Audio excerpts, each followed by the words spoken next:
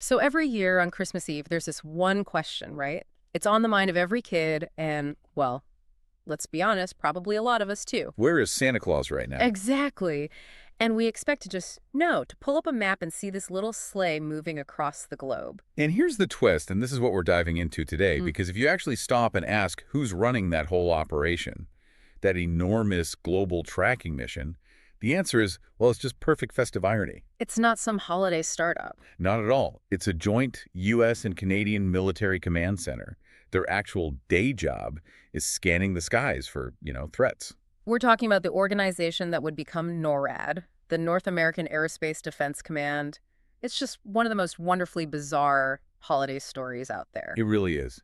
And our mission for you today is to go deep into this wild, completely accidental history of how a massive, high-security military apparatus, I mean, something built for Cold War defense, got pulled into this act of pure holiday magic. And it all started with a single printing error, a tiny mistake in a newspaper back in 1955. That's it. We've got accounts that detail all of it. The initial chaos, the incredible tension in that room when the key moment happened, and how it all snowballed into this global tradition. And you'll find out that the stakes for tracking Santa that first night, Mm. well, they couldn't have been higher. Okay, so to really get the weight of that moment, we have to go back to 1955. Right. We need to establish the gravity of this place. Yeah. This was CONAD, the Continental Air Defense Command. It was the predecessor to NORAD. And this was a highly secure facility, a bunker-like place run by both the U.S. and Canadian military. It was the nerve center for all of North American defense. And you just can't overstate the atmosphere. This wasn't some sleepy command post. This was the absolute height of the Cold War. Fear was real. Oh, absolutely. Their standard function, their only function, was watching the skies 24 hours a day for anything suspicious. And suspicious specifically meant Incoming Soviet bombers. Or, even worse, long-range missiles aimed right at America. That was the reality. And the officer in charge that night was a man named Colonel Harry Shoup. An intense guy. His job required constant split-second judgment. I mean, imagine the pressure. Knowing one wrong call could escalate things badly. The whole mood on that operations floor was just quiet, structured, and focused. And right at the center of all that tension, sitting on his desk, was this iconic symbol of crisis, The red phone. the famous red phone. And this wasn't just for any call. It was a highly secure direct line. For emergencies only. We're talking contact with the Pentagon, maybe the White House.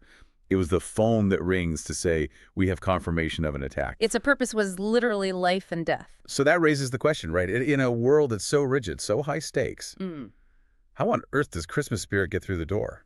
Well, the answer is just pure, simple human error.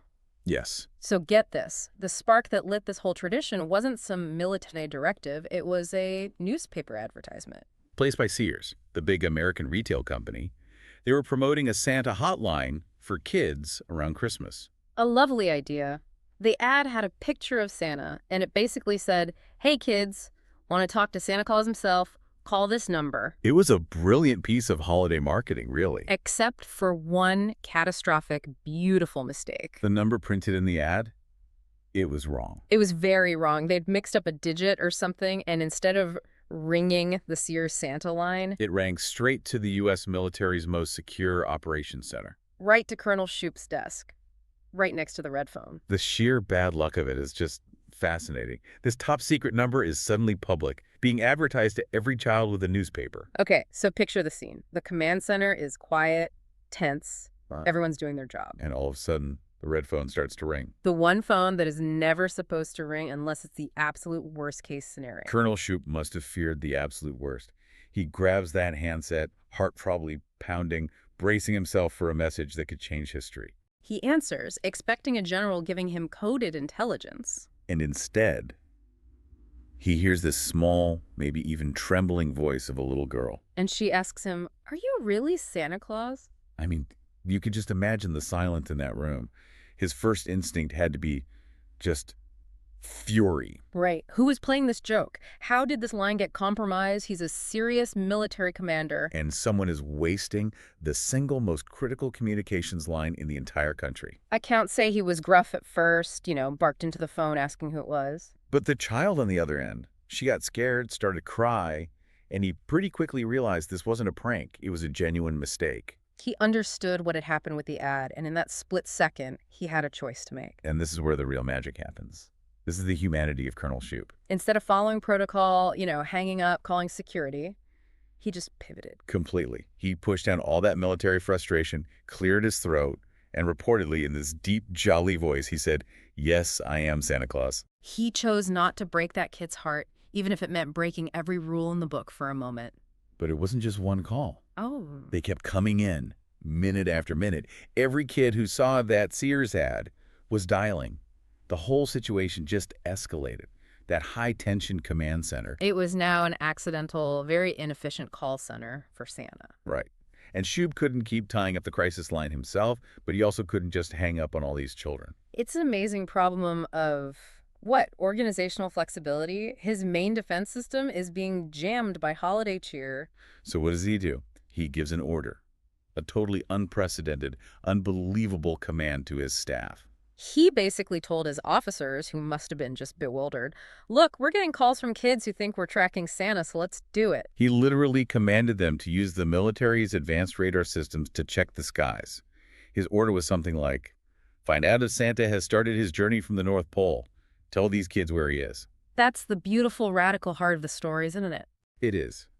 This equipment that was designed to track an enemy warhead was, in an instant, repurposed to track a sleigh and 8 tiny reindeer. It was a massive leap of faith on his part to choose Christmas spirit over military procedure. And that one kind-hearted response to a mistake. It created a tradition. The military felt they had to keep it going after that. And if you think about the bigger picture, Shoup's decision was an accidental PR masterpiece. Oh, absolutely. This was a time when the military was viewed with a lot of suspicion, always preparing for war. And this single act it humanized the entire operation. CONAD and later NORAD became linked with joy, not just nuclear conflict. And that tradition, born from a single misprint in 1955, just grew and grew. It's carried on seamlessly by NORAD today with technology that Colonel Shoup couldn't even have dreamed of. So they're not just using ground radar anymore. No. Today it's a full-blown operation. They use state-of-the-art satellites, geo-tracking. They even have Santa cams with digital video. It's a genuine deployment, just, aimed at cheer instead of defense. And the scale is just staggering. It went from one very stressed-out colonel on a crisis line to this global mobilization.